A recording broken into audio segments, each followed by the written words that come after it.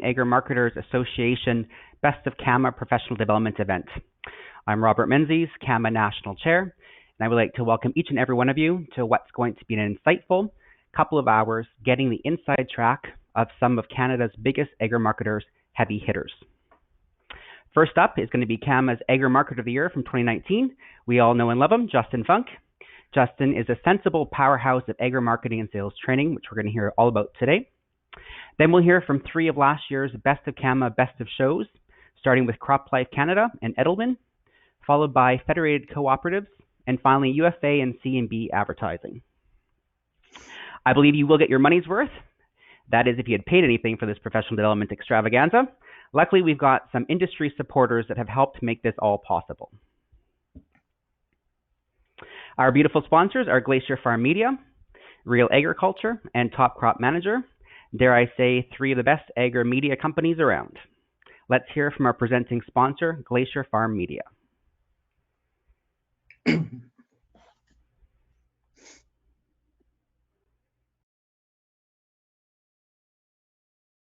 Corey Bordby, Vice President of Sales with Glacier Farm Media.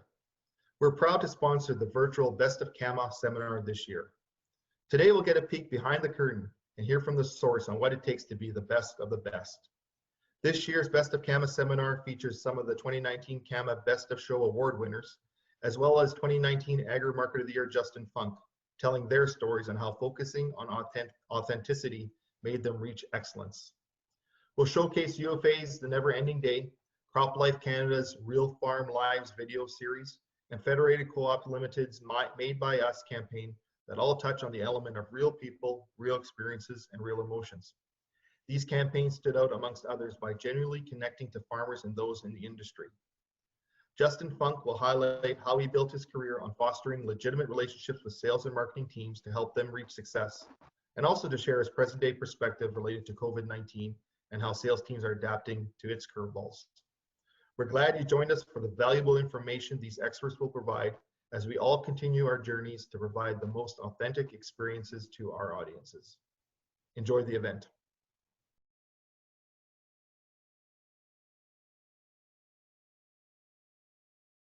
But I was not able to hear that. Let's just see what Andrea is telling us.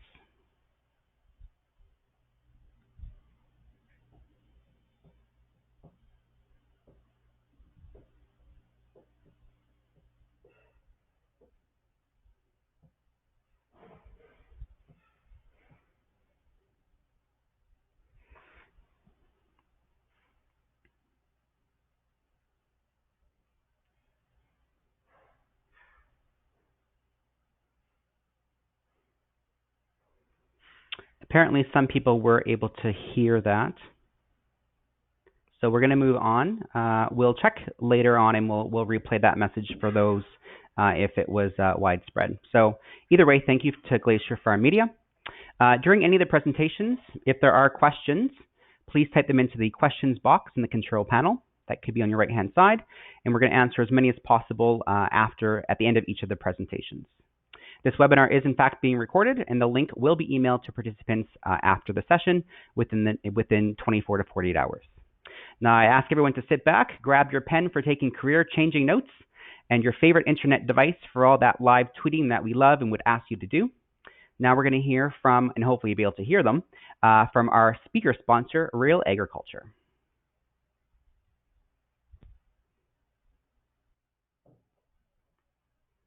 Hi, I'm Sean Haney with Real Agriculture and Real Ag Radio. We're pleased to support the Best of CAMA seminar and Justin's presentation today.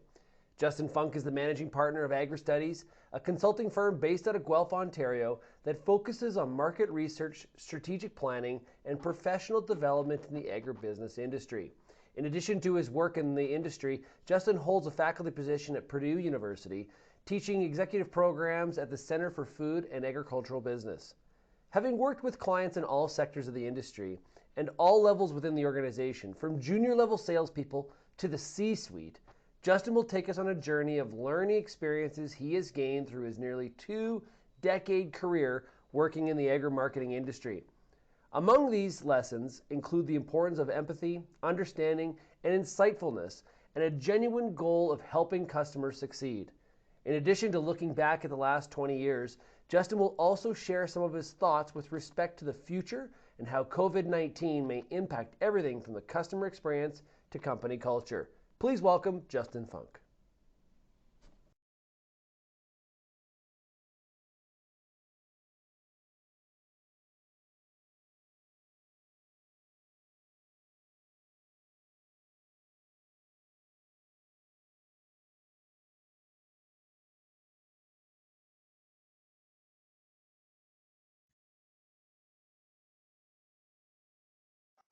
Thank you very much, Sean. And thank you to Glacier Farm Media, Top Crop Manager, and Real Agriculture for hosting this event, and of course CAMA for honoring me last year with the 2019 Agri-Marketer of the Year award. A tremendous honor and something that I'm very grateful for. And thank you all for taking part in this seminar. I must say that when I was asked to do this, I realized that this is becoming a tradition to have last year's Agri-Marketer of the Year present at the next Best of CAMA seminar. And when I was asked to do this, Mary had asked me to share some thoughts related to my career and, of course, where I see the industry moving forward. In reflecting on that, I came to the realization I've been doing this for 20 years. And in one respect, I thought, wow, 20 years sure has gone by quickly. And undoubtedly, there have been a number of important and impactful things that I have observed through that 20-year career. But then in another instance, I realized it's only been 20 years. And so what insights can somebody really share in just 20 years when perhaps I have another 20 or 30 to go? But what I'm going to attempt to do today is talk a little bit about some of the observations that I have made through my career working with clients in the industry, and then talk a little bit about the future. And I hope that you're able to glean something from what I'm able to share with you today. In order to understand and appreciate, though, my perspective, I think that it's important for you to understand my vantage point. As Sean indicated, my career focuses mainly on providing professional development to members of the agriculture industry, and that involves, in many cases, working with field salespeople, people that we as agri-marketers put in charge of representing our products in the field face-to-face with customers. And that gives me a very unique perspective because these people are very close to the customer, and it gives us an opportunity to understand the issues and the challenges that they go through every day when they're speaking about the products that we're communicating about in the broader marketplace. But I also have an opportunity to work with organizations at various levels, whether it be middle management or senior management. And in doing that, to really understand marketing, you have to understand the organization, and you have to understand how marketing is done within the organization, not just by the people who are given the title of marketing manager or brand manager or whatever the case may be. I also spend a lot of my time working with farmers. Now, not in a traditional sense, not like the sales reps that I work with do, but speaking with them to learn from them, to gain insights from them through market research in particular. And it's that information that I will often leverage as I work with salespeople to try to better understand their customers, so they're in a better position to create value for them. And then, of course, that information factors into the third area of what I do, and that's strategic planning, working with companies really in all different areas of marketing, whether it be product development, branding, distribution channel management, pricing, promotion, you name it. And I'd like to think that this provides well-rounded perspective to understand the whole picture, so to speak. Also, I don't focus on one particular area of agriculture either. I'm in a fortunate position where I get to work with people who represent all different sectors, all different levels of the distribution channel, all different product categories. And when I'm often asked by people outside of agriculture, what do you do? I will typically sum it up by saying I work with people and I help them find ways to satisfy the needs of farmer customers. And you know what, at the end of the day, that's kind of what it's all about. It's finding ways to help our customers be better at what they do using a variety of tools and skill sets that we have available to us. And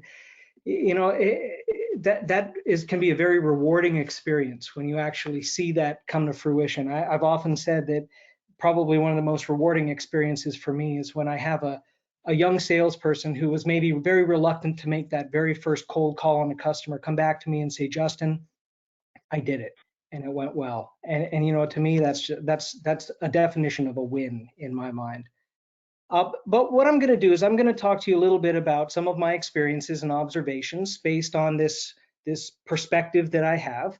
And hopefully by the time we're done, if you have any questions, I'll be more than happy to answer them for you. But I thought maybe a good place to start is with this. I certainly can't take total credit for what I do because I have a family with a long-standing history in this industry. This is a picture of my grandfather, Carl, who was the founder and general manager of our family seed company in Indiana, the Edward J. Funk & Sons Supercrossed Seed Company. And it was in our family for a number of years. And I was probably at one point maybe destined to do this. I don't know, but the company ended up, as in many family businesses, it didn't make it to the next generation. It ended up selling, and today, as a matter of fact, is part of the Syngenta family of companies. But that's Carl, and I'm very proud of our family's legacy in this industry. But it reminded me in going through the archives that it's not just agriculture that's in our family, it's agri-marketing. And you take a look at, this is a photo probably from the mid-1960s. And what do we see here? This is a plot tour. And you take a look at the picture on the right, and fast forward 40, 50 years, this could be the outdoor farm show. So agri-marketing has been with us for a very long time, and it's certainly taken on a number of different looks and feels, but a lot of the general principles of it still exist today. Here's a dealer meeting.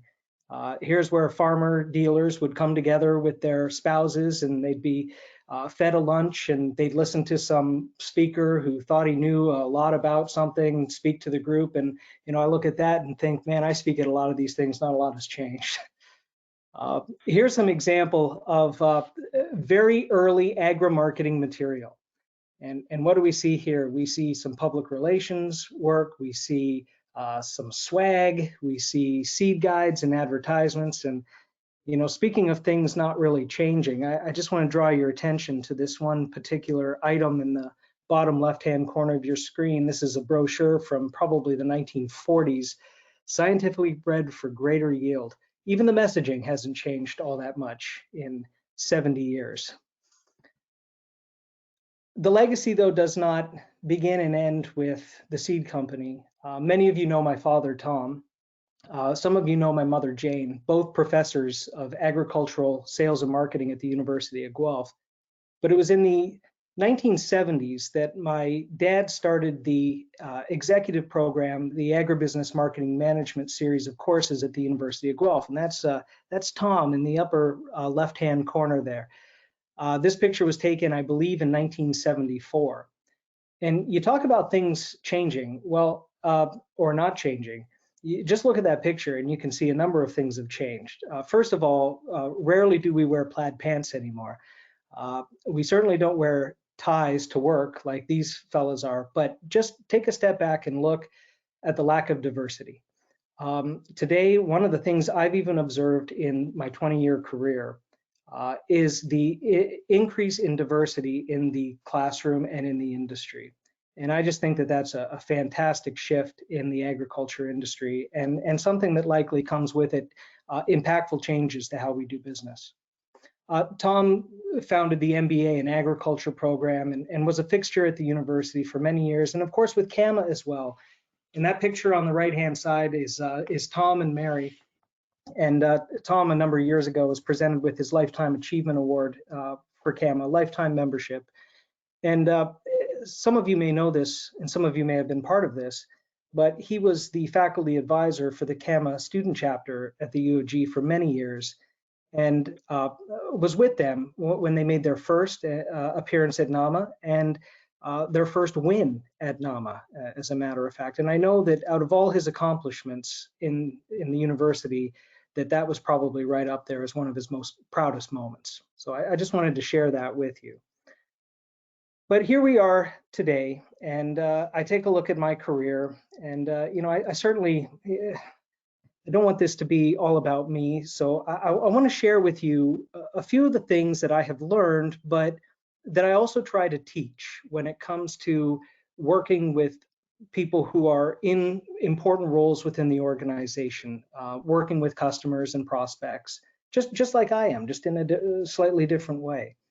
And these aren't necessarily things that I have hanging on my wall or things that I recite to myself every morning when I get up. But when I stop and I reflect in preparing for a presentation like this, I think, well, what are some of the things that I believe are very important in helping me get to where I am and continue to be where I am? And I think that it begins with this, and that is, surround yourself with confident and competent people. Like everybody, I had day one on the job.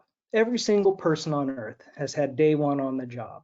And when you're in a consulting role or in a training and development, in some cases it takes years of experience to build up the credibility that's required to have an organization turn their entire sales team over to you and say, here, develop these people. And so early in my career, I realized that it was something I wanted to do, but very difficult. And I was very fortunate to have the guidance and mentorship of my father, and my mother, who paved the way for me to do what I do. But then beyond that, to make sure that I connected myself with people who were really good at what they did and to learn from them. And now I find myself in a position where, well, I work alone for the most part, by design, by choice. I don't have a staff. I don't have much overhead. I don't even have an office. What you're seeing here is Agri-Studies. But that doesn't mean that I am always alone. I have found people that I know and that I trust and that I enjoy working with and that I can count on when I need them to work with on a project. And they always come through for me. And I would have to say that is absolutely invaluable to have those people. And that's a message that I send to young salespeople too, who are experiencing day one on the job, where they show up on a farm and they're trying to make a recommendation to a farmer who has 25 more years experience than they do. And I say, surround yourself with confident, competent people and acknowledge the fact it's day one on the job. There's benefits that come from that. And so there's always a silver lining. I think the second point is this. Don't be something to everyone, but try to be everything to someone. Early in my career, I had to make a decision whether I was going to focus on agriculture or try to be more of a generalist. And, because certainly you can do market research, you can do sales training and strategic planning in any industry. But there was something about agriculture that I was really drawn to. And I think that it goes beyond the family legacy. I think that as I got involved with an organization like CAMA, and I got involved really early and became a member of the board for Ontario and eventually president of the Ontario chapter, and just worked my way through the organization that way, I realized this is a really good place to be. And I don't really want to go anywhere else. And so I've pretty much focused my entire career now on really trying to understand the uniqueness of this industry, the nature of the industry, and as a result have found it to be very rewarding from the standpoint that, well, I get to do things like this, and I take comfort in knowing who's on the other end of a seminar like this. The third point is this, and I know this might sound, a little like motherhood and apple pie, but treat everyone like they're the CEO. Again, this is a message that I send to young salespeople. You never know who is going to be the person that determines your fate. And, aside from the fact that I always want to make sure that people feel welcome and comfortable in the environment that they're in, especially in a classroom type setting, or even in a strategic planning session, to make sure that everybody has an opportunity to be heard.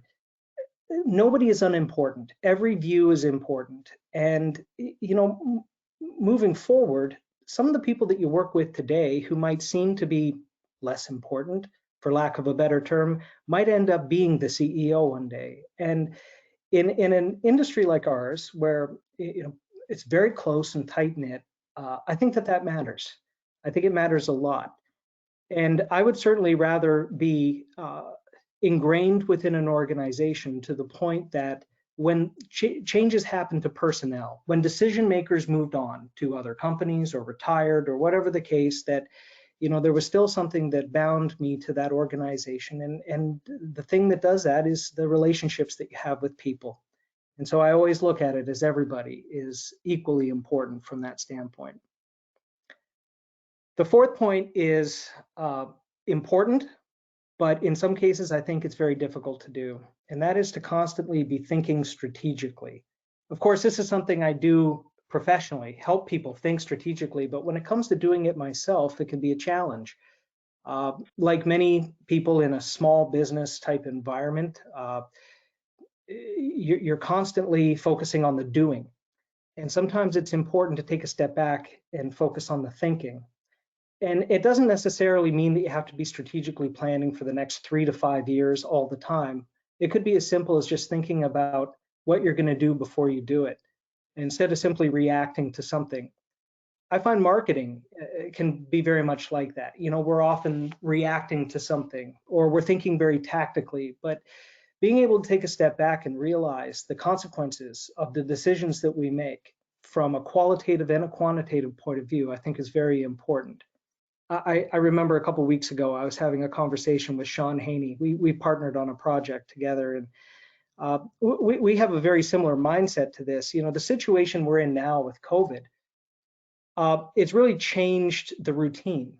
And for both he and I, we would spend perhaps a lot of our time on airplanes and hotel rooms. And for me, that was always an opportunity to have some alone time and to think through things, right? To reflect. And I just feel like I don't have that anymore. And so I have to try to find that time for myself. And it's hard, especially with the kids here and my wife here. And there's always something going on that could easily distract you. Make time for that strategic thinking, because could regret it if you don't, and that's not something I want to experience. Now, I also want to talk about what I've observed from the clients that I've worked with in terms of what makes for successful agri-marketing. This is wide open, right? There's so many different ways that you can look at this, but again, from my vantage point, what are some of those things that have contributed to organizations that I work with being good at what they do? Well, there's a couple things in particular that stand out to me. One is this: I firmly believe this, that marketing is not a department, it's a culture. Marketing is a philosophy that flows throughout an organization. And while it might start at the top with the C-suite, the chief marketing officer, the director of marketing, the VP of marketing, whatever title you want to give them, that's where the strategic vision may begin. But everybody within the organization is responsible for doing marketing. And so they must understand marketing. And when I say everybody, I'm talking about customer service, I'm talking about product development, I'm talking about operations, finance, you name it. Because at the end of the day, you're trying to create some consistent message, and the customer experiences all different facets of the business. And so while marketing might be saying one thing over here, and if sales is doing something over here, and customer service is doing something different there, it creates a very disjointed message. And the customer may be sitting there asking themselves, well, who are these people? What is this company? And we don't want that to be the case. And so lately, I've been finding myself having many more conversations that don't just focus on strategy development, they focus on strategy execution and implementation, and just how to get that company-wide buy-in to the marketing vision, which isn't always easy, especially the bigger an organization gets, but is critically important. One of the ways that I think that can be accomplished is this: cultivate knowledge from the field. Now, this can be done in a couple of different ways, but it begins with understanding who the customer is, of course, but how does that happen? Well, a lot of companies invest in market research, and for selfish reasons, I'm a big fan of that. But it doesn't always have to involve conducting formal market research. There are other ways to do this. And one of the greatest assets that any organization has are the people that they have out there in the field working with customers, as well as members of their distribution channel. Who's closer to the customer than the people who are out there working with them every single day?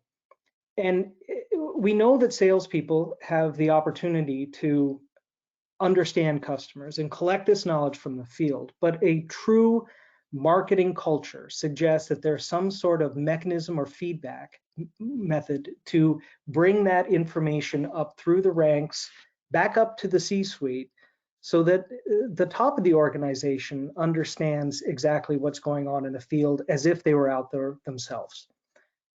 Now, there's a lot of reasons why this sometimes doesn't happen. One could be because of the communication within an organization. Sometimes it could be how salespeople are compensated and motivated.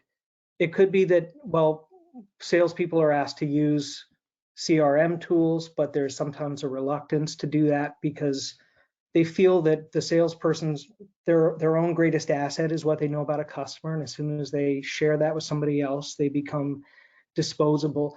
But these are all issues that I think can be managed through the right messaging and the right goals and intentions. And so, think about how can this information that comes from the field be better used to make decisions at the top? And I think the end goal here, and when it boils down to this, a truly marketing-oriented culture understands the customer. And more importantly, they understand the customer journey. And this is something that we've been focusing quite a bit on in recent times, is realizing that the customer journey does not begin and end with a purchase decision. There's much more to it than that. Understanding the customer's situation that they're in, their goals and objectives and motivations, certainly where they get information and how they consume that information, but understanding the criteria they use to make a decision, and then what is their experience like through that process of making the decision and using the product, and their success with the product and how they evaluate it after the fact. The more an organization understands the whole customer, the complete picture, I think the better off they are. And I've been in a position in a learning and development capacity where I've helped design curriculums for organizations who are looking to develop their staff. And while my area of expertise focuses on understanding the sales and marketing side, I'm always an advocate of ensuring that a staff also understands the technical side. They understand issues related to farm management and human resources and finance as a way to better understand and empathize with their customers and what they're going through every single day. I think it just makes for a better, more well-rounded customer supplier experience. And if I were to ever add a fifth guiding principle to my list, it would be never stop learning. Never stop learning about customers, never stop doing things to make you better at what you do. Now, as we look at where we are today, a lot of this is almost backwards looking to a degree, because life as we know it is somewhat different today than it has been. And in the world of agri-marketing, I don't think this is any different than any other sector of the economy. But, back in March, we were dealt a pretty significant blow with COVID-19. And I remember very early, in the early days of the pandemic, being asked to do some webinars on this as to, okay, how can we as an organization put ourselves in a better position to manage this, to deal with our customers, to survive in many cases. And nobody really knew where this was headed, but I think that we had a general understanding that for the foreseeable future, which at the time might have simply been the growing season, we knew that things were going to be different. So Mary Thornley asked me to put together some thoughts related to this for the purpose of this webinar. And so in reflecting on it, I look back as to where we've come from since March and where we may be heading, and put together maybe some rather simple but maybe meaningful thoughts related to this and how we as agri-marketers can make sure that we're doing the right things during this terrible situation that we're in. I think the first thing that we need to acknowledge is that COVID, boy, I didn't even spell that right. That's a good move on my part. COVID has changed the nature of the game. We know that. And how has that happened? Well, I think that when we boil it down to what we're doing as an industry, we recognize that we now have fewer touch points than we did with customers before. And marketing has been built upon touch points, right? So no longer can a sales rep show up on the farm unannounced and make a cold call. Simply even dropping by, with donuts at harvest time or a meal in the field is difficult to do. We know what's happened with farm shows, and I have nothing but admiration for those of you who have been in this position where you have had to cancel major events or adapt to the new situation that we're in through virtual. I mean, we're doing it right now. But the realization is that we just have fewer opportunities to connect with customers. And so what do? We find ways to adapt. But in doing that, the ways that we're adapting create, in many cases, new barriers to communication that didn't exist before. So, I mean, ideally, in a customer salesperson relationship, we'd love to call on a customer. We'd like to visit with them face to face, but we can't do that anymore. So we find alternatives to that.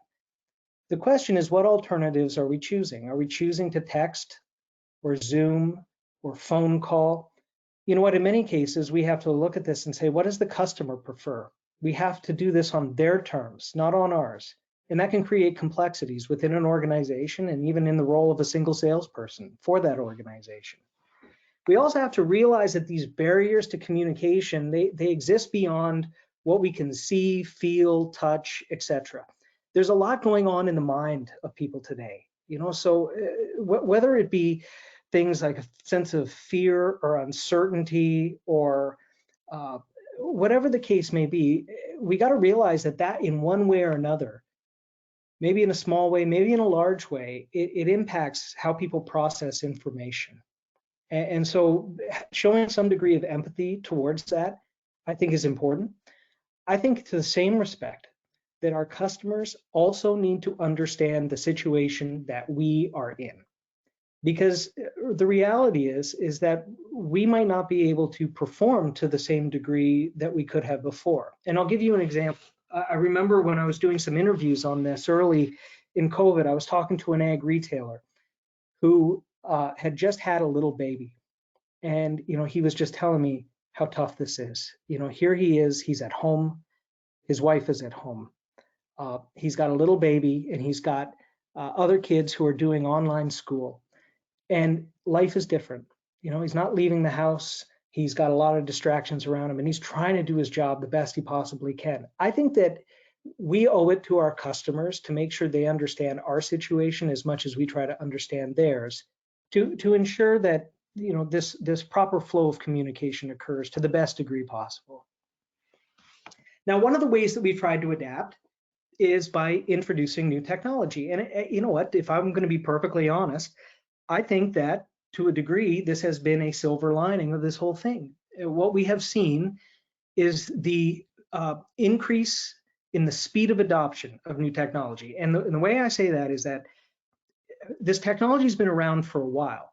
But what we're seeing now is that people who otherwise would have resisted it, who said, I don't want to do it, or people who resisted it because they said, I don't think I'm capable of doing it, are now showing us that they are. And I think that longer term, this is going to pay dividends because we're going to get to use different tools that otherwise we might not have had the same degree of success with. And an example of this, I mean, Zoom and WebEx and stuff like that, that's the obvious one. But I look at things like the use of digital farming tools, for instance. I think that we are going to see increased use of that sort of thing. I think that online buying, because we are in a position now where we're doing it more as a consumer, I think that we're going to see farmers be more readily accepting of that way of making purchase decisions. Now, with that comes a caveat, and I want to make sure that I stress the importance of this. In anything that we're doing right now, keeping in mind that in many cases we are in survival mode, maintenance mode, And we have every opportunity to communicate with people. We got to make sure, though, we don't find excuses to distance ourselves from them. Every piece of market research that I have ever done through my 20-year career has shown me the importance of personal relationships in agriculture, particularly between the farmer and the salesperson. And the more we use technology, sometimes it seems the further we stand to distance ourselves from the face-to-face and then subsequently from that personal relationship. And I think that when the dust settles on all of this, we need to make sure that we haven't done permanent damage in training customers to think that they don't need us. Now, I don't think that that's going to happen, but I think in some cases it could. And we must realize that personal relationships, they were important before COVID. I think that they are critically important during COVID. I remember saying this very early in the game. This is a chance for us to strengthen relationships. Absolutely. And so that's something that we need to be focusing on, continuing today. And I think that post-COVID, when we get there, and Lord hopes it's soon, that personal relationships are still going to matter. So with that, I want to leave you, and I'll certainly entertain questions if we have time, but I want to leave you with this. I have recently become not a fan of this term that we commonly use called the new normal. And I don't know if you feel the same way or not. We use it almost now as just a matter of habit. But my kids were talking to me about this the other day. It's like, you know, they were using the term the new normal. I said, no, you know what? I don't think this is the new normal. The new normal to me suggests that everything that we're going through right now is going to be here forever. And certainly relics of what we're experiencing now are going to continue to exist. But I like to think of this as the now normal. And what that means is we have to be adaptable to the situation that we're in now, realizing that for now, things are the way they are. But I would have to think that when all is said and done, we are going to, as human beings have shown through the course of history, we strive to get back to some degree of relative normalcy. And I do think that we are going to want to do that, and I think that we will do that. And I have a firm belief that when the 2020 Agri-Marketer of the Year is delivering their talk to the next seminar in 2021 or 22, that we will be doing this again in person. And I certainly hope that we are. But that's really all that I had to share. And, you know, I really value the opportunity to do this. It's not every day that I get to talk about myself. I'm usually talking about a farmer or a concept or something like that. But I hope that there was some value in this for you, and I really appreciate you asking me to do it, participating in it, and once again, thank you so much for honoring me with the Agri-Marketer of the Year. So with that, I will throw it back over to Robert. Thank you very much, Robert. Thank you, Justin. And just a reminder for anyone that does have questions for Justin, just type those into the question box in the control panel. We've got a few here, Justin, for you. All right, the first one, what are you still the most surprised about after teaching hundreds of agri-marketing and sales professionals over the past 20 years? Most surprised about, good or bad, take your pick. Okay, I have a good and a bad. What I'm most surprised about is that people are still convinced that they lose the sale due to price. I think that I think that's an easy way out. I think that it's often an assumption that we make is that we lost a sale because of price, but I think often we lose sales because we fail to take something else into account. And I think that if we could get salespeople to get over that hurdle, that price is the #1 criteria that a farmer uses to make a purchase decision, then I think that we stand a much greater chance of success. I think on a positive side, the biggest surprise that I have, and it's not really a surprise, it's something I'm really pleased about, is when you take a look at the new sales reps coming into this industry, the future looks really bright. There are some really smart young people who are graduating with degrees in agronomy or animal nutrition who are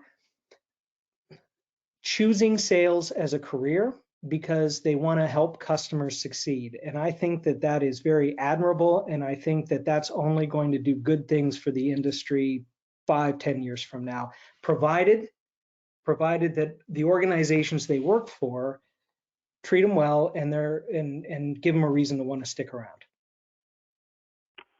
So I've been fortunate enough to take some of your courses, and I've got a couple of frame certificates hanging on my wall. So we talked a lot in those courses about price.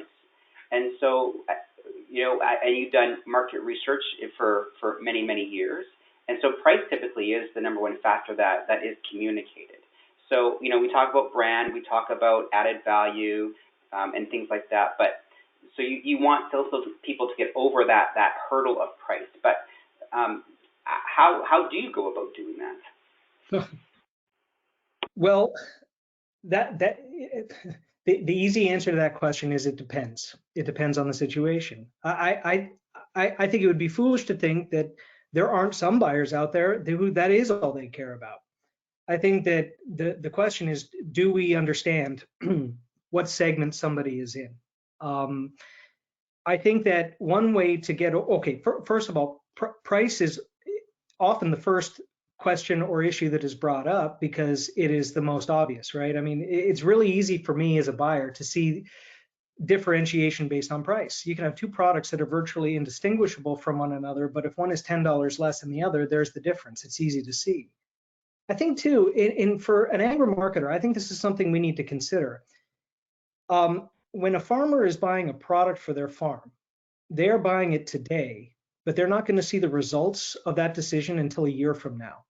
And so they're buying that product in many cases based on a promise that is made by the seller.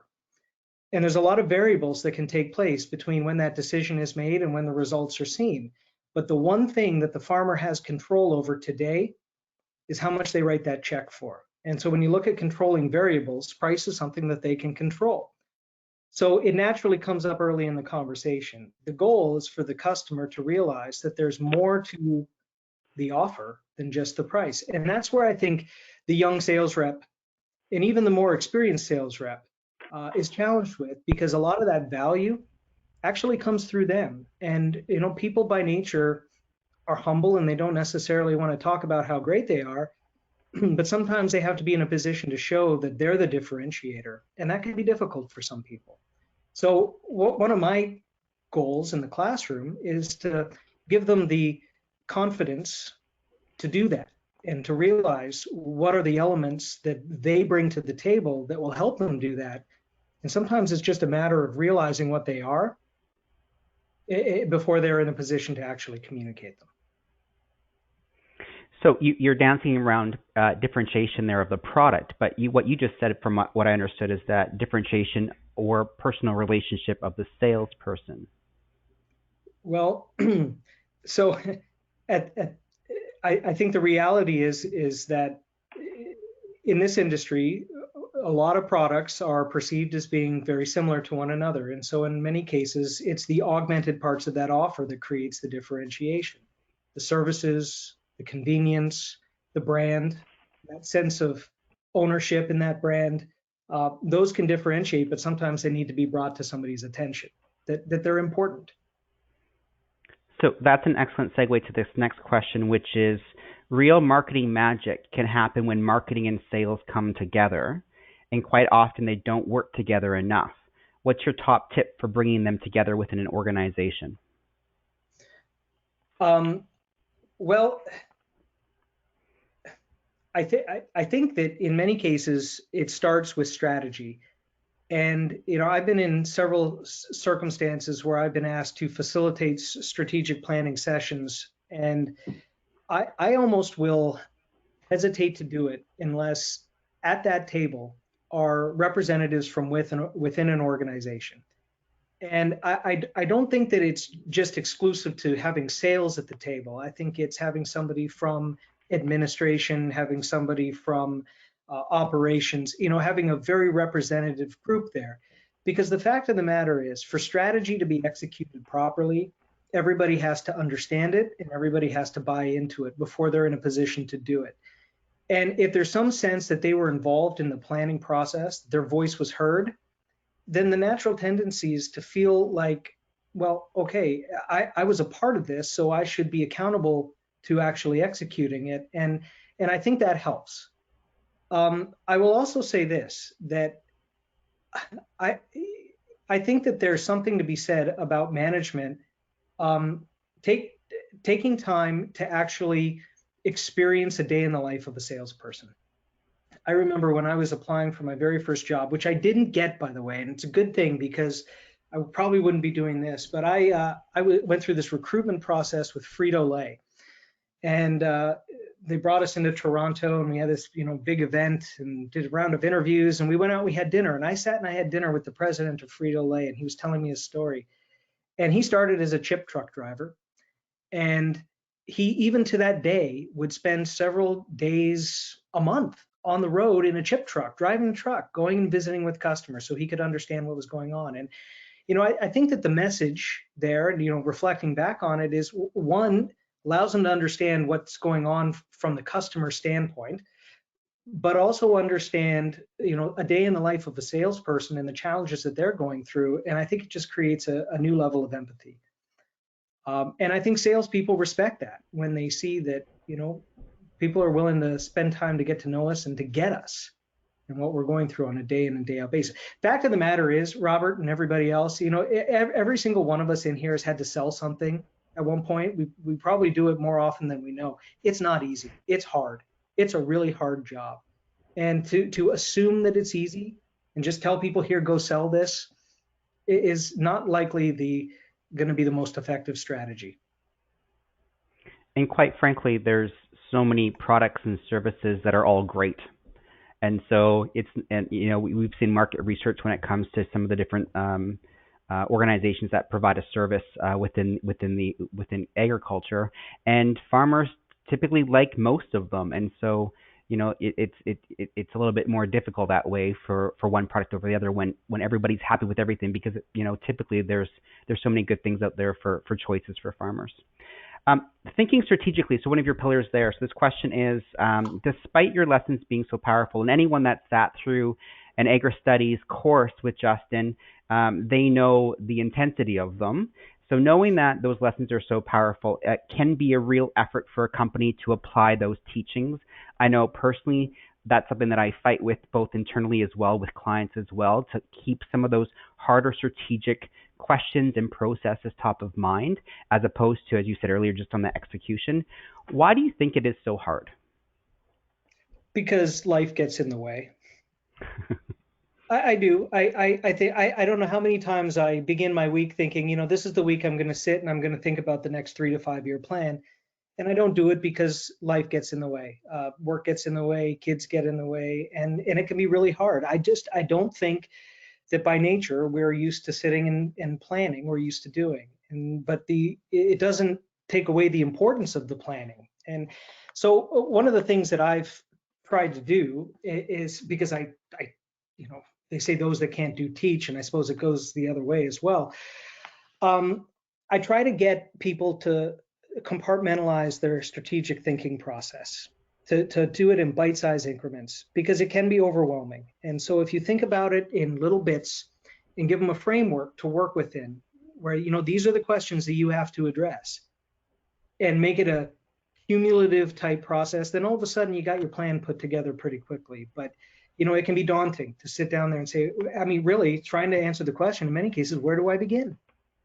I always look at strategy, by the way, and this is a common way to look at it. Where am I today? So taking a look at the situation that's around me. Where am I with respect to sales? Where am I with respect to how customers feel about me? Where am I with respect to the market that I'm operating within? Then I answer, where do I want to be? So I set the goal. And it could be increasing sales, customer perception, customer awareness, whatever the goal might be, and then looking at how do I allocate my resources to get there. And that's a simple process, but that's an example of a framework, a way of thinking about things, so that you're not trying to bite off more than you can chew. And I just want to thing, Rob, to that. That's the kind of thing that you can engage others from the organization in helping you do. So especially the where are we today, get that insight from the field, get that insight from customers, open your mind to things and challenge yourself on that one, because you know what you think may be the case might not always be the case. And that's where we really learn things. I'm gonna let Lisa Graham have the last question here, and only Lisa Graham would ask this question.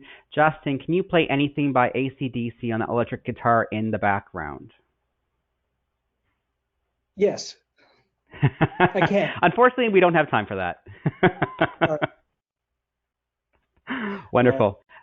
Thank you, everybody. Thanks for the questions.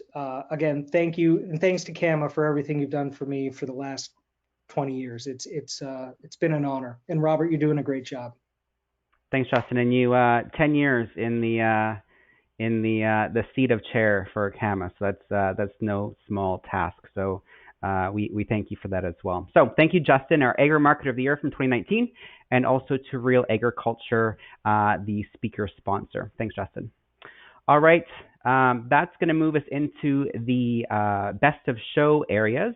We've got 3 to go through today. And so we're going to start with a couple of organizations that really do nothing half-assed. And as a result of that, they have been awarded the Best of Show for their Real Farm Lives campaign. I'm sure you've all seen the web-based reality series over the past year targeting the non-farmer population. So on that note, representing Edelman is Nick Turney, Vice President of Digital, and Megan Abbey, Senior Account Executive Digital. So I'll turn it over to them. Welcome. Awesome. Thanks so much. Megan, it looks like you're not in present. There we go. Perfect. So right off the top, I just want to say, Justin, I really appreciated all of the words that you just kind of threw out there. There's a lot of things that really resonated with me. One particularly was all of your guiding principles and the strategy point. I think that's something that we see a lot of, and just the notion of really leaning into strategy at both kind of the macro level as well as the tactical level. That kind of struck a chord with me personally. The one thing I will say, I don't know about you guys, but I did see that plaid pants pre-COVID were starting to make a comeback in our industry anyway. So all things do come full circle in one way or another. Real Farm Lives. So this was a campaign that really started through an RFP process. When we were applying to CropLife Canada's RFP, this was a platform and an idea that was brought forward by our creative department. And I'll say there was a ton of passion behind this idea from day one. Right through our first presentation with client, it was one of those meetings that just felt like it couldn't have gone, any smoother. There was alignment, there was excitement, and ultimately, from that point forward, I will say working with CropLife has felt like a true partnership, not just an agency client relationship. From there, so looking at the actual RFP, when we got into it, it was really clear to us that CropLife had a narrative that they wanted to take and sell to the market. And really that was about educating the general population on modern farming practices and the role that those practices play in enhancing productivity and affordable food to basically all Canadians. When we got into it, we started looking at the data, which is always where we start. And this did start with quite a fair bit of strategy. It was really trying to get an understanding with regards to the landscape that we were looking to enter and where we should focus and emphasize our efforts. And a couple of things really rung true. And I think, much like a lot of others on this call, we have the benefit of working on multiple clients in the space. And I think one of the things we always hear, and we saw this from CropLife's national poll, was that obviously there's some pretty loud noises in the equation. We know we've got our advocates, we've got our detractors, and to us, the real question in that was, how big are these audiences? And one of the things that came to the bubble to the top really quickly was that, both our advocates and detractors were relatively small in relationship to the population of Canada. So we really tried to lean in and understand, what was the opportunity and where should we focus our efforts in moving the needle forward.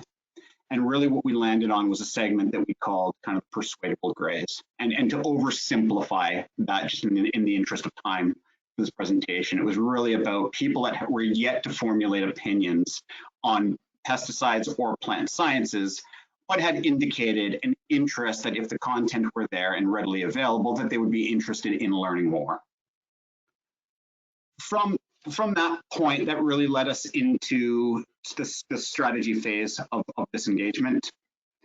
And really one of the things kind of from day one that we were very clear on was that this was never going to be kind of a one-off ad campaign that didn't live on. The intentions from day one was that basically we were creating a platform that was going to live across multiple years. Megan, I don't know if you guys are getting the lag on the slides. I'm still sitting on slide 1. I'll keep talking while we sort that out. And basically one of the things we really wanted to make sure that we had was buy-in and alignment from our client that this wasn't going to be, a campaign that hit market and moved the needle overnight. That really this was about creating a platform and a means that we could build off and build that personal connection between the farmer and the end consumer. One of the big things when we got into this and we realized kind of, right up front, there was an inherent challenge with going after the audience that we were engaging, which is basically you've got an audience here that's not in consuming or engaging in this conversation. So it was trying to understand, what were the barriers and what would it take to engage people on a thematic that typically they're not interested in, so it just doesn't align. So one of the things that we really leaned into and we wanted to embrace in this strategy was putting our customer at the heart of what we were doing and catering to them in a fashion that came across as more organic to the content that they would consume in their day-to-day lives. And I think really there were 3 things that kind of really boiled to the top of things for us when we started working through that. And it was really, first and foremost, don't underestimate the impact of entertainment value. And, when you look at the content that we all consume on a day-to-day basis, a lot of the purpose of that is entertainment. So there was a means there and an acknowledgement and buy-in from the client that we had a license to play in that space as a means to engage and pull people into a thematic that they otherwise would likely not engage with.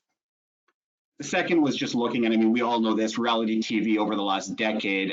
There's no shortage of reality TV or reality programming, I should say, kind of across the board. And really, we kind of looked at that as a means to go, is this a platform that makes sense for us?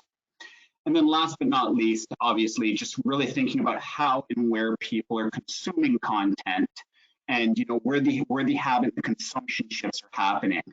And ultimately what we're seeing is, we're moving to a more digital world more and more every day, to all the points that Justin made earlier. COVID in so many ways has just accelerated the adoption in these spaces.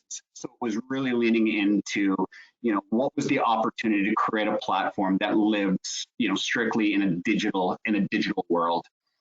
And that ultimately landed us on kind of the Real Farm Lives brand and platform. And really, what we had aimed and tried to tackle here was really looking at, a documentary style web series about the trials and tribulations of real Canadian farm families and basically, connecting those stories with the general population so that they understood ultimately where their food was coming from. And I will say before we attempt to play the trailer here, there's been a lot of successes, which we'll walk you through in a minute, as well as there's a lot of pieces to this campaign that we continue to build on. So, a lot of success. This was, year one was really about the platform and the brand as a means to engage the portion of the population we were looking to speak to. And with that said, we'll play the trailer for you guys.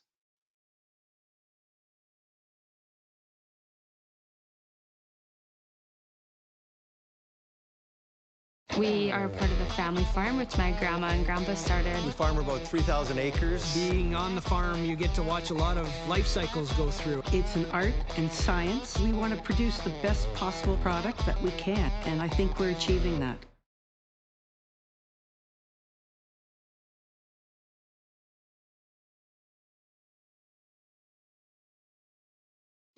Great. And with that, I will pass it over to Megan to walk you guys through how all of the pieces brought this platform to life.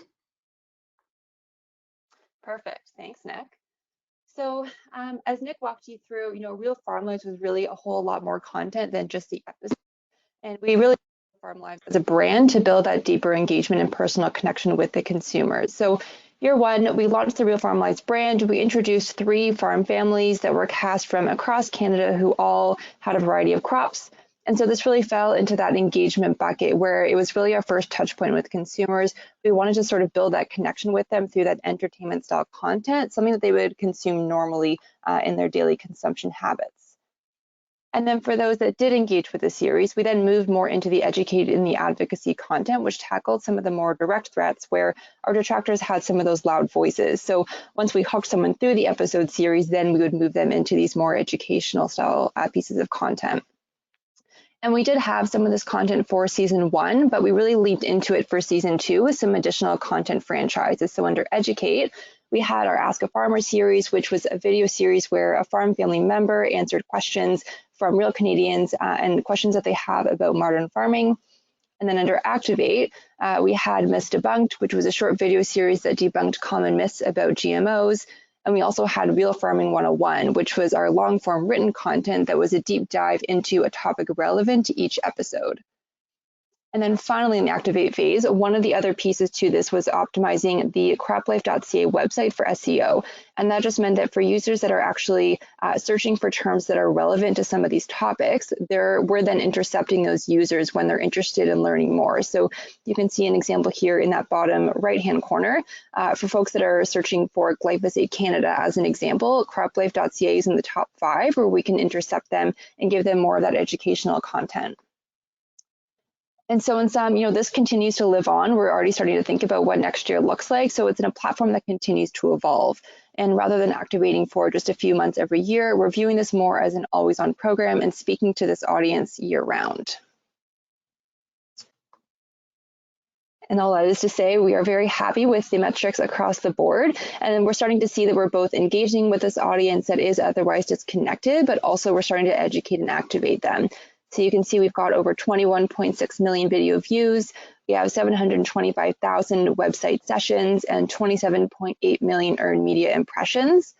And through our SEO work, the long form written content on croplife.ca is also in the top 10 in Google search rankings, which just means that our content is trustworthy, it's powerful, it's findable, and it's capable to counter some of the narratives to mitigate the impact of negative stories on topics like GMOs.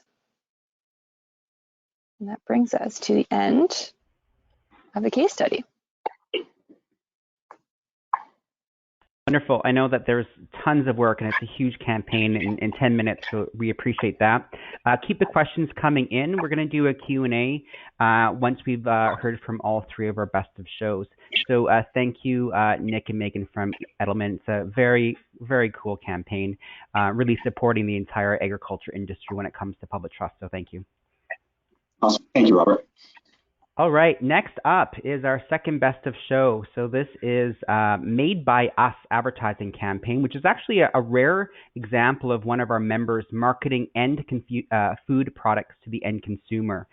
We don't have this a lot in CAMA, so this is an excellent case study. It was great that it was the best of show.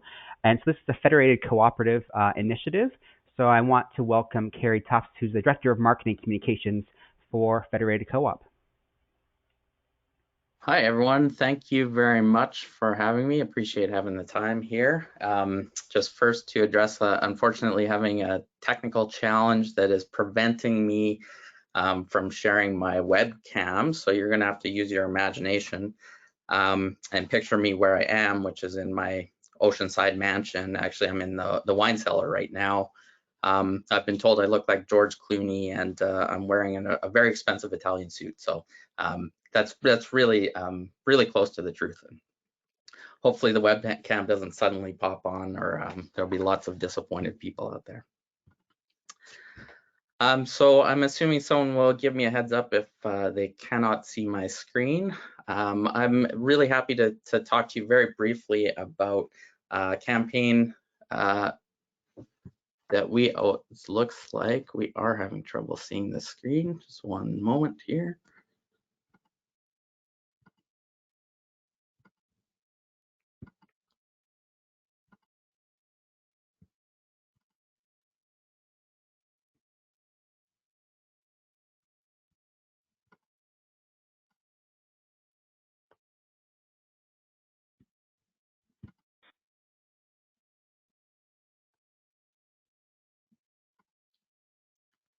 How's that?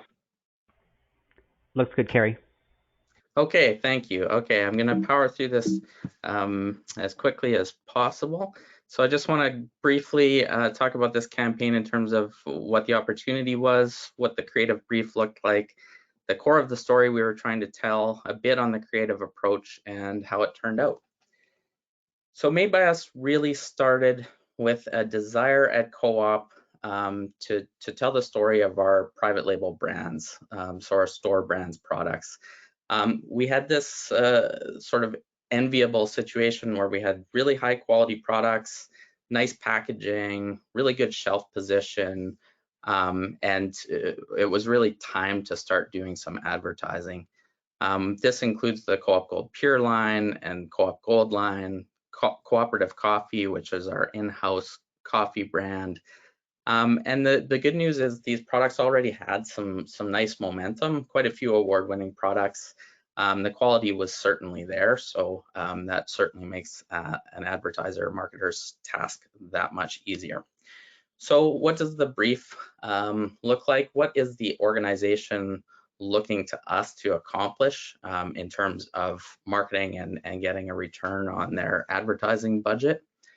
So part of it was about introducing new products. We have quite a steady cadence of new products hitting the shelves in all of our different business lines, in our grocery stores, in our agro centers, in our gas bars, etc.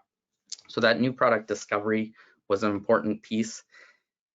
Once those new products hit the market, we really wanted to accelerate the growth curve in terms of user adoption, customer adoption, and purchasing behavior.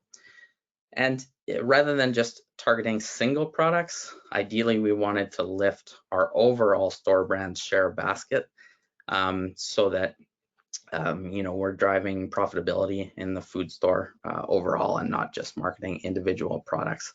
We always get bonus marks in our organization for cross shop. So we are an agriculture, food, and fuel cooperative for the most part. We also participate in home centers and a few other businesses, but those three are our core. So when we can tell a story that really crosses those lines, that's when we know we're doing well. And then a super bonus extra marks if we can somehow make fuel a part of this conversation. So what do we have to work with? We had a strong budget for this, and I know that's an advantage that a lot of marketers don't have. I don't think it would have hindered the success of this campaign substantially if we had had more constraints on the budget, but we did have the luxury of a tier A budget, which we call TV level. And another benefit that we had is we always thought of this as a multi-year program rather than just a finite campaign. And we had the support of our organization in thinking long-term like that, which really lends a lot of life and a lot of breathing room to this kind of work. So we're fortunate there. And also a willingness to experiment with creative. So we are a fairly conservative heritage organization, but the leadership at Co-op, it's not your grandfather's co-op is what we keep saying, and that really is true. So our leaders gave us the latitude to experiment with creative and do some things that Co-op wouldn't necessarily have done a generation ago.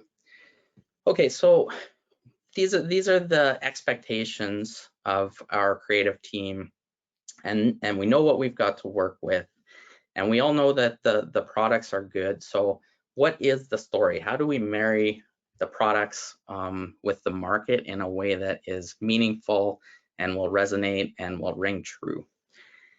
And we're very fortunate in that when we met with the product teams in food and in agriculture and in home center and in propane and in gas bar, we started uncovering something that was really cool. So we were asking questions about simple, straightforward questions. Where do these products come from? And kind of like cringing at what the response might be. Like, are we getting stuff from overseas? And is there questionable sort of production practices and low quality ingredients and all the stuff you sort of worry about? And fortunately, really the opposite was true. We started uncovering stories about partnerships with farmers and partnerships with manufacturers and producers right here in Western Canada that went far beyond the typical grocer purchasing private label products. In many cases, they were true partnerships where there was, for example, a financial investment from co-op to help these small organizations scale up. And in some cases, there was a really cool farm to fork story where some of these producers purchase fuel from us and purchase fence posts from us and seed and crop protection. And then when they've produced a crop, we actually purchase it back from them via our grocery business. So we really, we started to get excited at this point when we knew that there was something there that was really meaningful. And this image is, was in particular impactful, and this was our most successful 30-second spot featuring a northern fishery in northern Saskatchewan that is completely First Nations owned. It's cooperative, and they use traditional fishing practices, and they supply just an excellent product. So it is that full suite of great people doing great things, impacting their community, and the product quality is truly exceptional. This is a small bakery outside of Winnipeg, very similar. This is Saul, who's decorating the cookies by hand. Doesn't do that anymore. They've had some nice growth, but the more we look, the more of these types of stories we found. This is a jam that's made near Saskatoon, made by hand, made in part due to an investment by FCL in this operation, in this small footprint agriculture operation. And so we took these stories and said, okay, how do we've got this gold, what wrapper do we put around it to entice consumers and really unpack these stories? And the concept that we arrived at was very simple, 3 simple words: made by us.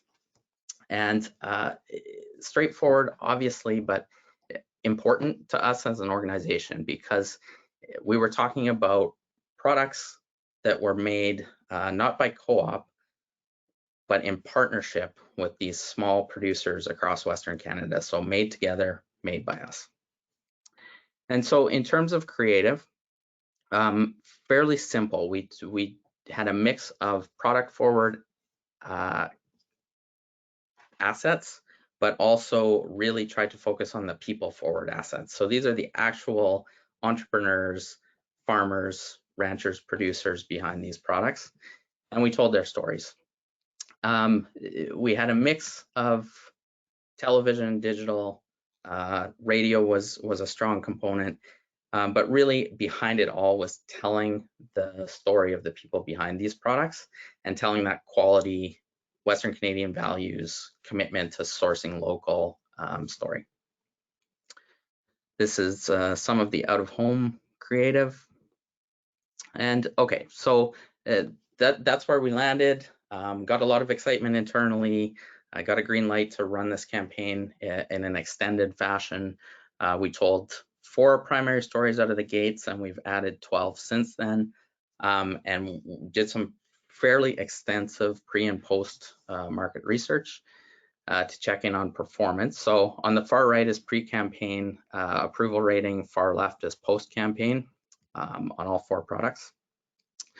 So you see incredibly strong results. We were very, very happy with this. But of course, as we all know, the CFO cares less about perception and more about dollars. And so, of course, we got asked the hard questions. And it was a success in terms of financial metrics as well. So I'll just pick out a couple of little anomalies because I found them interesting, and then I'll wrap up here. So we exceeded the goal on new product discovery. Products that were new on shelf were moving at a velocity that was significantly higher than expected, with one exception. Mario's Gelati, which is a small family-run gelato and ice cream manufacturer in British Columbia, That was our one anomaly. Those results were not nearly as good as expected, and we sort of hemmed and hawed and looked back at the campaign, and finally one of my team members said, oh, you know what, that initial portion of the campaign ran in October. It was the coldest October on record in Western Canada. Not a lot of gelato and ice cream flying off the shelves. Okay, so since then we've had some good success with gelato. We exceeded our goal on the overall category lift as well, and coffee was a real standout. Coffee for us is a multi-business unit play, so we've got bagged product in the grocery store and also brewed in our convenience stores, so that was a real standout. And then we also met our goal on sustained lift. So of course you have a lift during the campaign, but we don't want to see that recede to pre-campaign levels. We want to establish a new baseline, and that was accurate, with one exception, which again our market research and analytics team had to dig in and to really solve. So one of those products which I showed a little earlier was the jam, the Saskatoon berry jam, and it had an extremely strong lift during campaign, and then it dropped back to its pre-campaign levels, and we knew it was a good product, we knew it was a great story, and couldn't quite figure this out. And eventually someone asked the question about attribution window, and that attribution window was 4 or 5 weeks, and we kind of finally realized that it's a large jar of jam, and a typical household is not going to replenish that inside that attribution window, so we extended the window, and actually the numbers look quite good. And the most important goal of all, recognition with this elite group, which I'm very pleased and honored to have an opportunity to speak with. So thank you very much. Made by Us was something we're proud of, and something that was really fun to work on. And I look forward to any questions if there are any. Thank you. Thanks, Carrie. I appreciate your candor, your transparency, and your common thinking in that short presentation. I, for one, in researching some of these best of shows, I got sucked into your YouTube channel for about an hour, because you've got so many of these Made by Us stories, and they were very enjoyable to watch. And you know, just speaking of a focus group of one here, definitely elevated my idea of what a private label could be for co-op. So thank you for that. Thank you, Robert. All right, moving on to our final one, and then we'll open up for questions for the whole group, is our final best of show, which had the challenge of relaunching a 110-year-old brand while paying homage to that brand at the same time. A unique challenge. So luckily, United Farmers of Alberta and C&B Advertising were up for that challenge. So representing UFA and C&B, we have Darla Barbley, Director of Marketing for UFA Cooperative Limited, and Shane McBride, Creative Strategist for C&B Advertising. Welcome, guys. Thank you, Robert, and good afternoon. We were so appreciative and excited to be awarded the Best of Show for the Never Ending Day last year, and we're pleased to share with you this afternoon our journey as to how we got there. So first, we're going to start with just a little bit about UFA. We were founded in 1909. UFA is one of Canada's largest ag cooperatives. For over a century, UFA has been part of Alberta's cooperative landscape, working to improve the economic and social well-being of agriculture owners and their communities.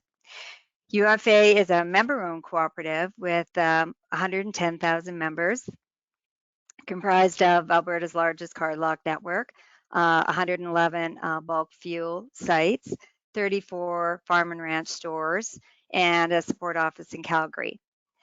Our vision at UFA is to be a trusted and reliable supplier of petroleum, crop, livestock, building products, and services in the markets that we serve.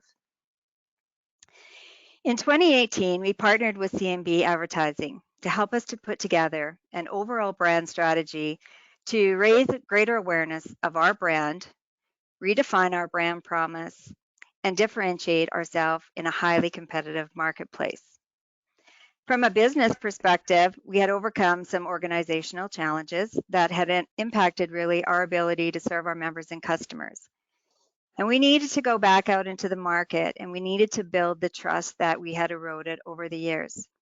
We needed to reconnect with our core audience and show them that they could rely on UFA for the products, services, and solutions that they needed when and where they needed them.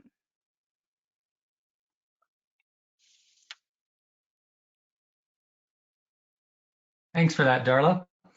So as I'll take over from here and talk a little bit about how we brought that to life, but certainly when UFA came to us, it was a pretty clear business objective, which was, we wanted to translate those changes they'd made at retail into more customers, so bringing more customers to the stores.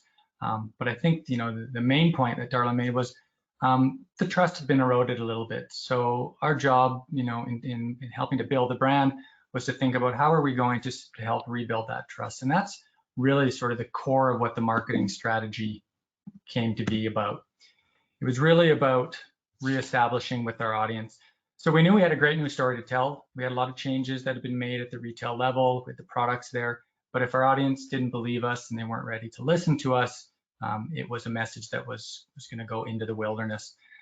So we started the process like we do with most projects, a bit of a traditional research process, dug into some of the focus group work that had been done before, some of the surveys and those types of things.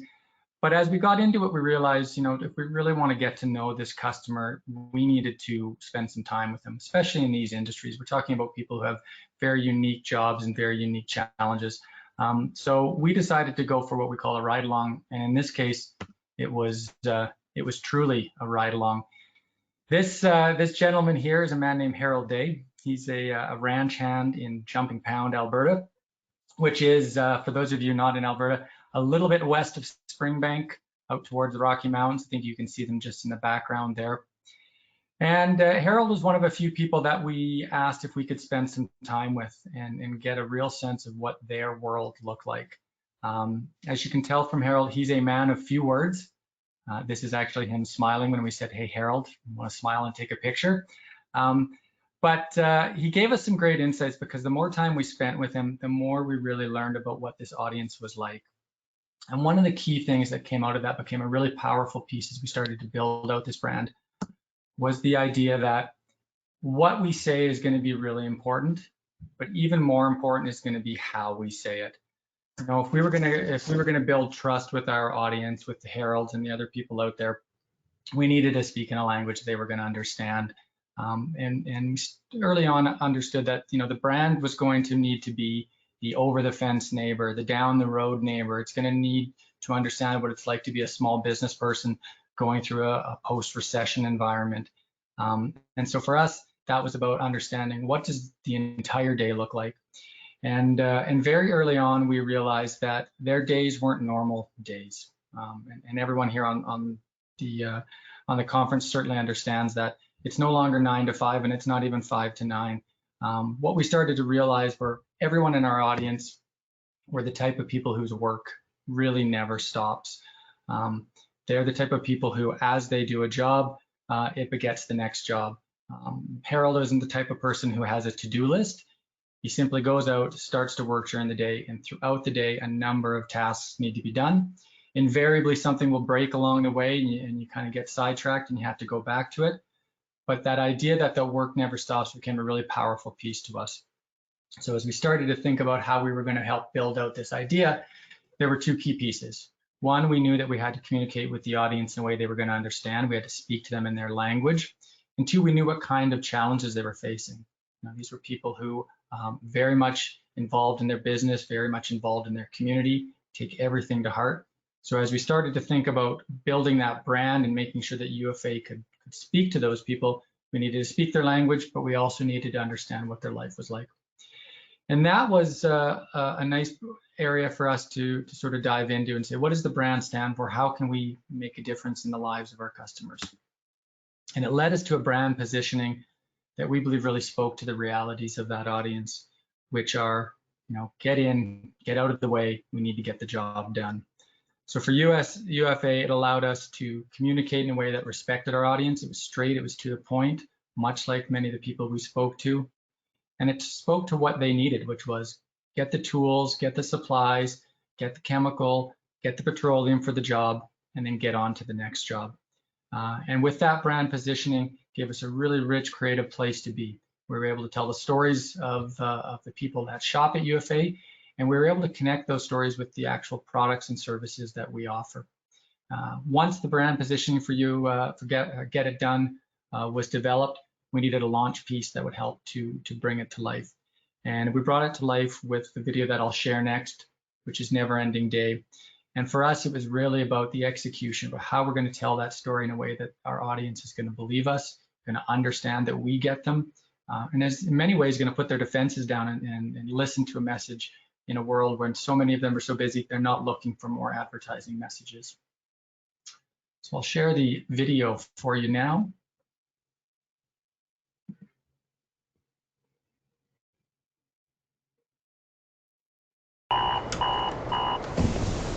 The alarm keeps buzzing because the days keep starting and there is no stopping because the cows keep calving and the fences keep breaking. So the posts need pounding and the wire needs stretching because spring keeps coming. So the fields need seeding and the weeds need killing.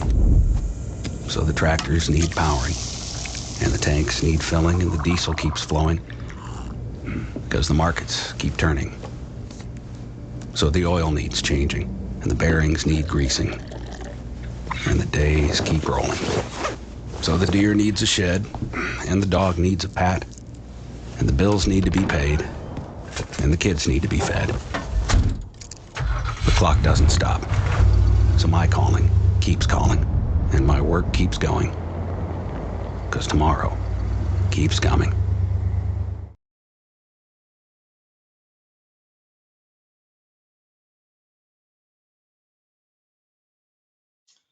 So as you can see, Get It Done gave us a really nice opportunity to showcase and to show our customers that we understood their realities and that we understood what their days look like, the stresses they have, the realities they face, and to ensure that they saw UFA as a partner who could be there with the supplies they need when they need them.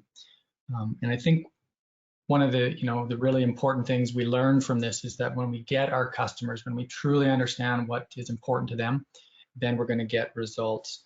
And part of the positioning and part of the creative was really about making sure that when people are open to viewing our work and they're willing to spend time with us and they trust us, we've rebuilt that trust, then we know it's going to work in terms of results. We know at this point now, after having launched the brand, that people who've seen this work are more open to looking at all of the retail offerings we have because we've earned that trust again. From a results standpoint, we've started to extend this brand into retail levels. Web traffic's increased across all of our lines of business. Sales are up year over year. New records are being set all the time. So a really powerful campaign in terms of showing that if we understand our audience, we speak to our audience, and we care about the little things. And when I say little things, I even think about, if you look at the executional elements within the brand anthem, we wanted to make sure that every element of the home, every element of the truck, the dog, those were all true to life, because any chance that we have to get in front of our customers and our members, if we miss the mark, then we're going to put that seed of doubt in their mind that, if they don't get me here, how are they going to get me when I come in store? So for us, really important to really lean into the details and understanding that we know our members. And as we've done that, as I've said, all of the other pieces of communication are working harder, more efficient, more effective, because we've gotten it right at the top level. So, a long process, a really enjoyable process with UFA to bring the brand to life. We'll be going to market in the next year and a half with more pieces that we bring to life. But if I could leave you with one thing, coming out of this campaign, is that, the message, if you want people to listen, you've got to understand your customers and speak their language. It's really about making sure you speak to them in a way that they're going to understand, and you take the care to understand what it is that matters to them. For us, that's proved to be really successful, and we're hoping it continues for many years.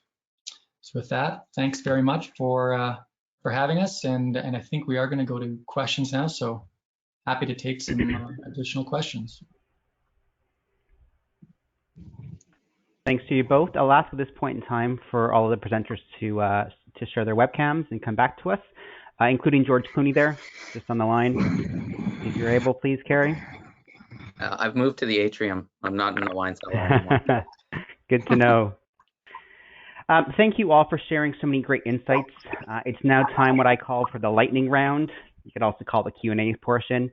We've got a number of questions in from the audience, but because I control the mic, I'm going to start with one of my own.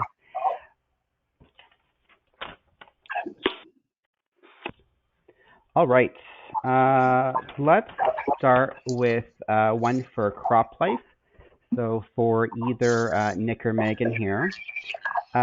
Some interesting research that you did in preparation for the launch of the campaign.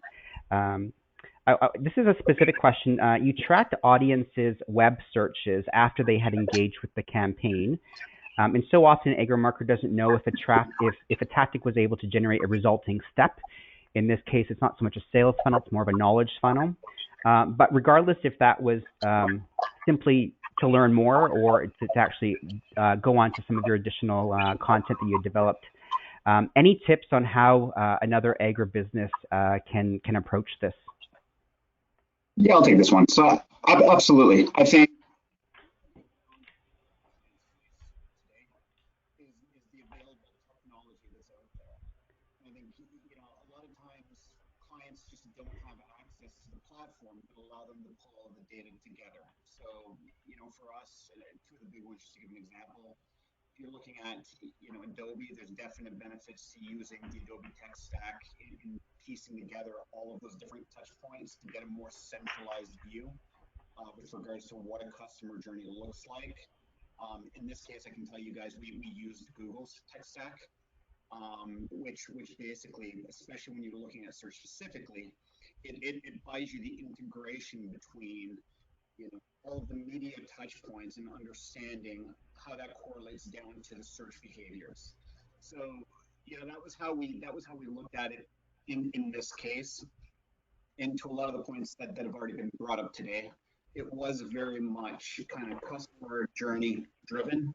What we wanted to understand, knowing that, you know, we were engaging a portion of the population up here, we wanted to understand how that engagement got deeper, because the ultimate success in this campaign is, you know, is somebody that watches, you know, Real Farmers episode is not all of a sudden an advocate for GMOs. So, you know, managing expectations, understanding the various touch points and the role that those touch points play in educating our customers is basically how we've looked at this. And you know, I think that's one of the threads I've heard kind of throughout all of the speakers today is, you know, customer centric, I think, has been defined very well. Put the customer at the heart of your campaign and obsess over what it's going to take to speak to them in their language and resonate with them, you know, on a level that positions your product or service in a way that addresses a real need. Great. I'm going to throw one over to Carrie over at Federated Co-op. So, Carrie, you touched on this in your presentation about that TV level budget. So, do you have any tips for an organization that maybe has a smaller budget in regards to areas of investment in certain campaign development areas, whether that be research, the initial concept work, production quality, distribution, tracking KPIs, etc.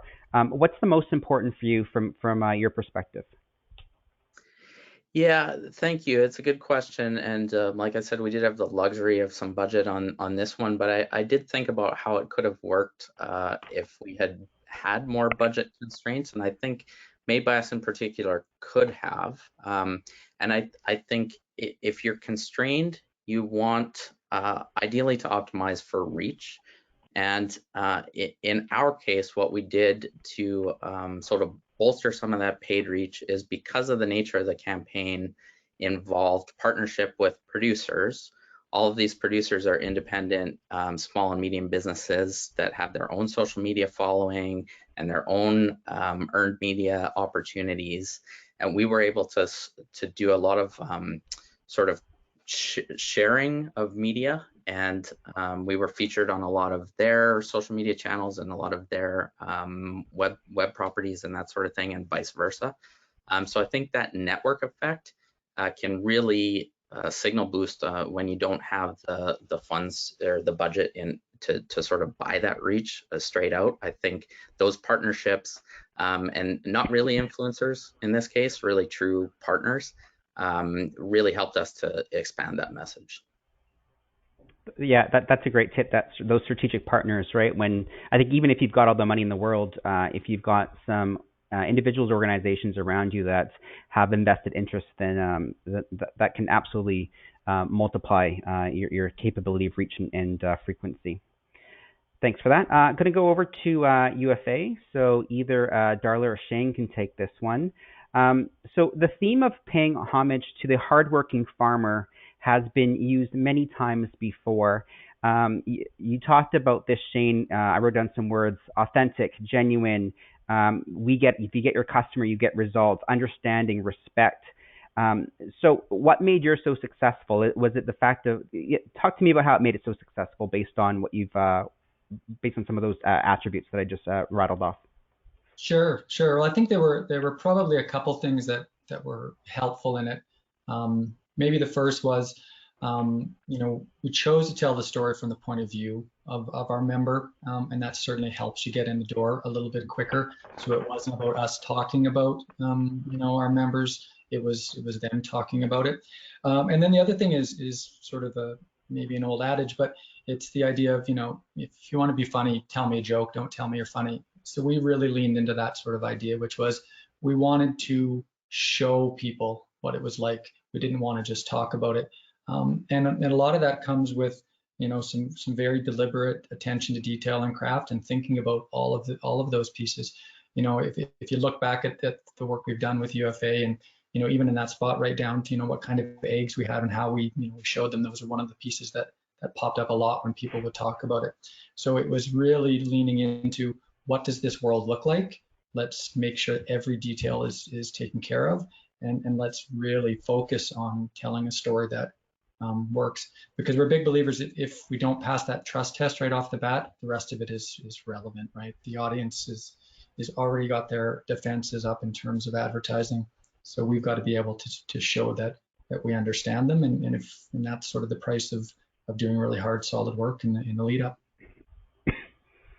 And yeah, just to pick up off what Nick was saying there, right? That the similarities for all these best of shows. So any agri-marketer that's looking to become a best of show recipient in your career, thinking about that brand story.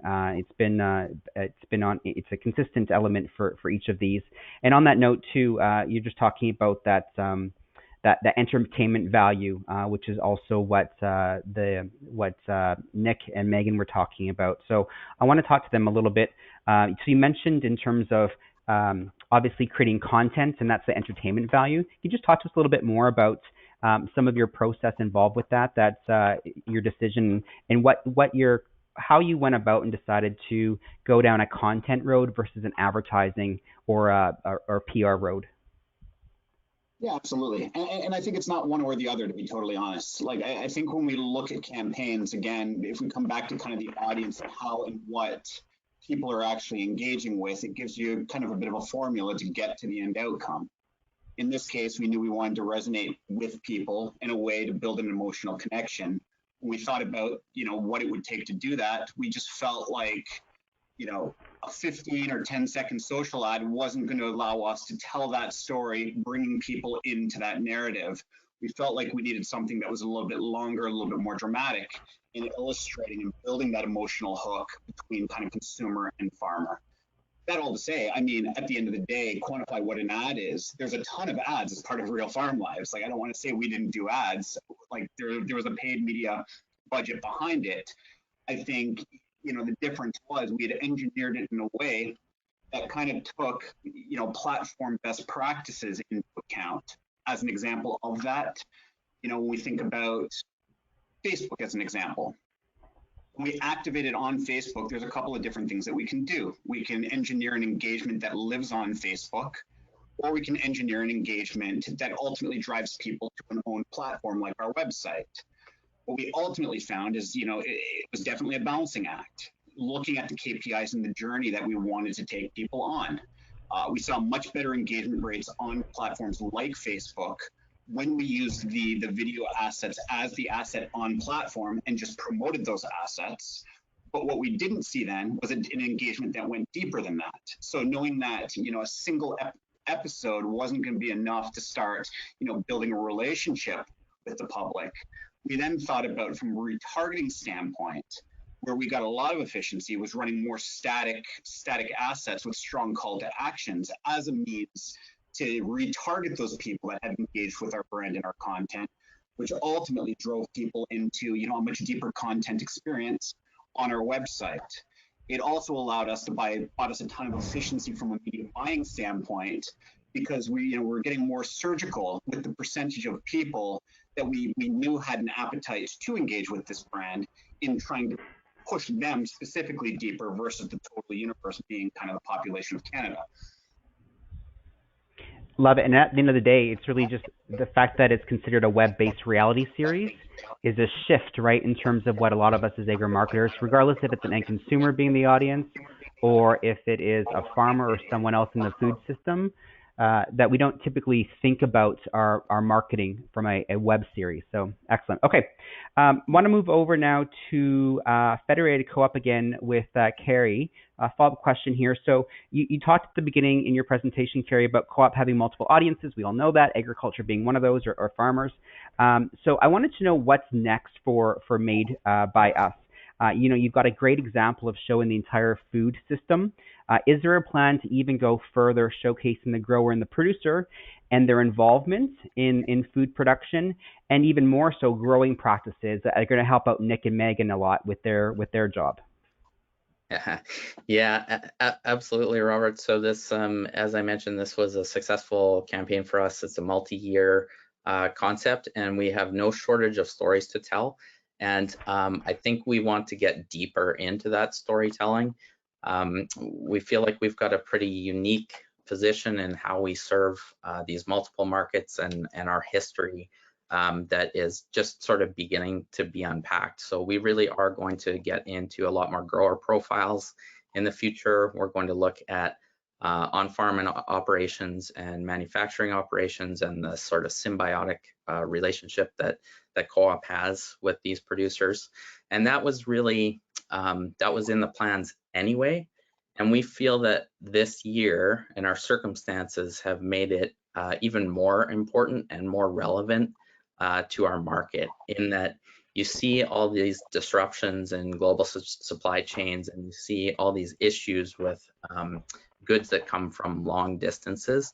And so leaning into the idea of produced very close to home, leaning into the idea of local purchasing and community support that's at the core of the co-op, and really for us, leaning into our very nature as a cooperative, which our friends at UFA will understand quite well, is,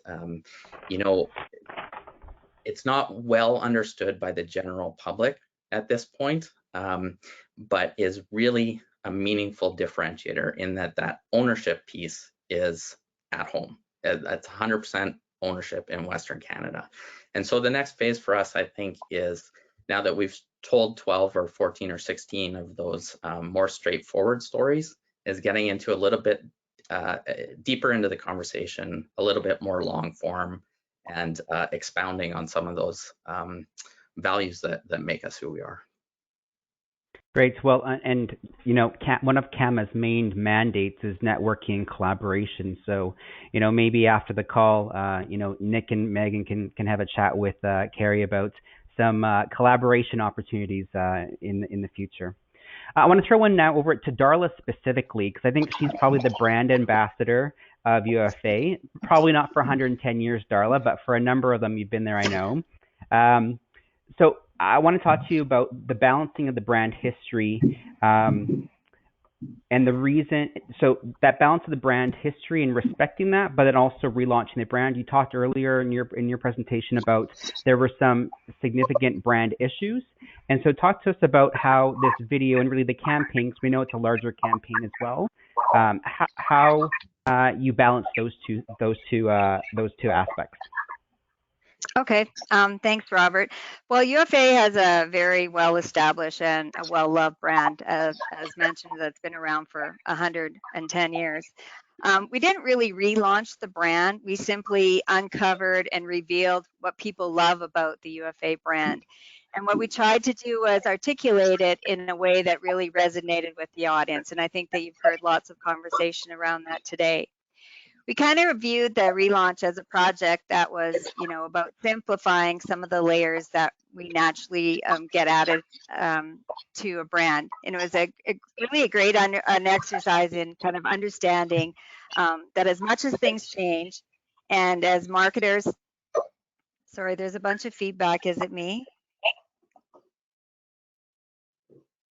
Sorry. It may be Nick. So can you, Okay, everyone I'm that's sorry. not speaking, no, if you're not speaking, just maybe mute yourself. Thanks, everyone. Okay. All right. Sorry. Anyhow, getting back to, it was a great exercise for us in understanding that as much as things change, and as marketers, we tend to fall a little too in love with the latest and greatest. The core needs of our audience really needed to stay very much the same, and how we met those needs are going to continue to evolve. But our members really needed to get the jobs done and move on to the next job. And as much in 1920 as they do in 2020. And I think there was reference to some of the messaging today, is that the messaging back in the day still resonates today. It might just look and feel a little bit different. Thanks, Darla. I want to throw one over to probably Megan specifically, but if you want to default to Nick, that's fine as well. But I think you were talking about earlier in your presentation, Megan, about some of the stats that the campaign earned, and one of those was earned media. And so I want to pick up on that. So regardless if it's public media, if that's who you're going for, if it's agriculture media, like a lot of people taking part in this webinar, it's often not considered in building a marketing or communications campaign. And you had huge success with that, right? What was it, 7.8? Was that right? Something like that. So what were the factors for you generating such great coverage? What was your magic ingredients there? Sure. Well, I think it's interesting for Edelman. I mean, we are traditionally kind of more of a public relations agency. It's really where our heritage is. And so we sort of have that kind of bench strength behind us. And I think one of the really big keys to success was understanding the role that earned media played in the campaign. So we did start out kind of with more of an earned media strategy, and that was really identifying what are the different levers that we can push and pull. So for earned, one of the important points is ensuring that you have a number of different angles and different outlets you can reach out to. So as an example, we didn't want to discount the importance of trade media. It's a group where our advocates lie. They can help us to spread the message and to sort of spread the campaign. So understood that there was still a role for that, although some might more trend towards, mainstream media as an example. So leaned into trade, also leaned into local media. I mean, we have farm families that are real farmers that are embedded in their communities, being able to activate some of those more local angles. And then season one, this was something that was kind of brand new. There hadn't been much done like this. And so that new factor really helped us land some more of that mainstream coverage. So Huffington Post, as an example, was one of the really key wins for us in season one. And that new factor, I think, really helped in the end. That's great. Next question. I'm thinking I'm going to throw this one probably to Shane specifically. And we know that the video is part of a larger campaign. So I think you talked about this a little bit, but what's next? What are we going to see next in the coming months for the Never Ending Day? Yeah, thanks for the question. So, I mean, I think first off, the thought with the brand is that, yeah, it's the starting point. And so, the next stage is going to be, how do we take that brand positioning and, the value of the customer and start to really infuse it in the different lines of business. So if you look at what we're going to be doing now, it's about separating or not separating this idea of brand level advertising and retail level advertising. So it's about making sure that the messaging that we have that supports our members and really makes sure that their UFA is there for their needs is woven right into all of the retail pieces that we're going to do. So we're going to start to connect this brand idea much more strongly to the actual products at retail level, the experience at the retail level, right down to sales, all of those things. So it's not a brand at one level, retail at the other, but really about how do we take the brand and actually infuse it into all of the pieces, knowing that there's always an opportunity to kind of create more of that connection that we think is really valuable. So stay tuned, but more to come. Yeah. And that's exactly a good connection to what Justin was saying at the beginning of the session, right? Having that with the sales and marketing coming full circle, that it's not just this this campaign out here, but it's actually something that is used throughout the organization.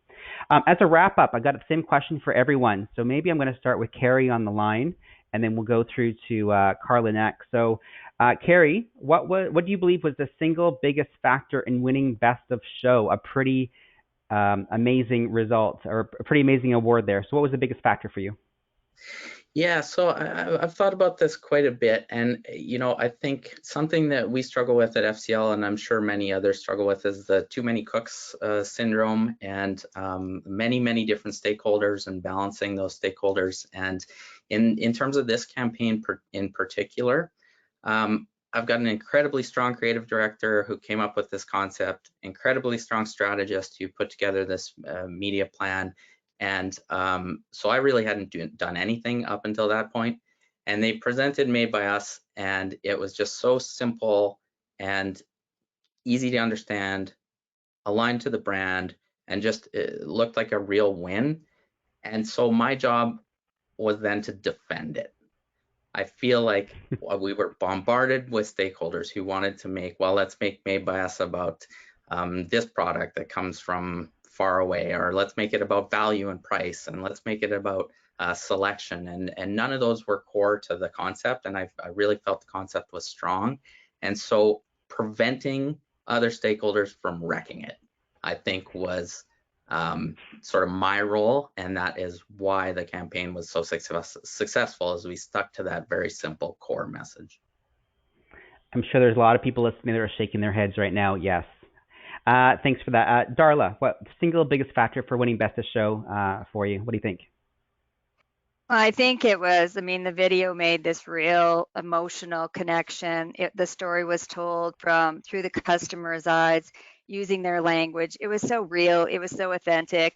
And I think it's just something that really resonated with who our customers are. And it just had a really strong, impact with our overall audience and who we were targeting. Thanks. Shane, anything to add from your perspective? Yeah, I'll just second what Darla said. I can't stress enough, emotional work does have results, and emotional work can be really effective. And oftentimes we put our business hats on when we're in meetings, and we look at things logically and rationally. But we have to understand, if we can get to people emotionally, it's going to drive the business. And so we sweated the details here to make sure that the emotion wasn't lost, and we're seeing the benefits from it, so it's worth it. Megan and Nick, do you share one, or do you have each your own?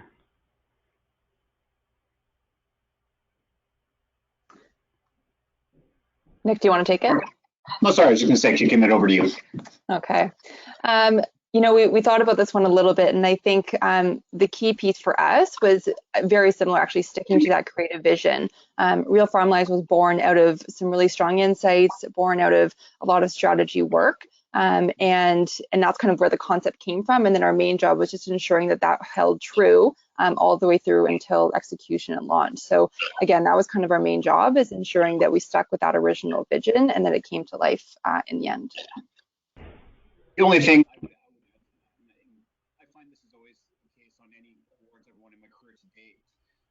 good work often comes where there's trust between an agency and a client. Once you get to a position where you have your client's trust, it generally allows agencies to do the more creative, disruptive work. Just knowing that, there's always the internal hoops that you need to jump through to get these things through to the marketplace. And it's, to echo the point that everybody's made, it's standing behind the vision and all the reasons why it's the right thing to do. Ultimately, in this case, we had an unbelievably good client that was equally as passionate about the idea as we were, which, ultimately, I will tell you, like, when we look at the final product and what we put to market, it's 100% true to what we had envisioned up front. All right, I want to thank everyone. I want to thank Carrie, Darla, Shane, Megan, and Nick, and Justin, our Agri Marketer of the Year from last year, for sharing your insights. There he is.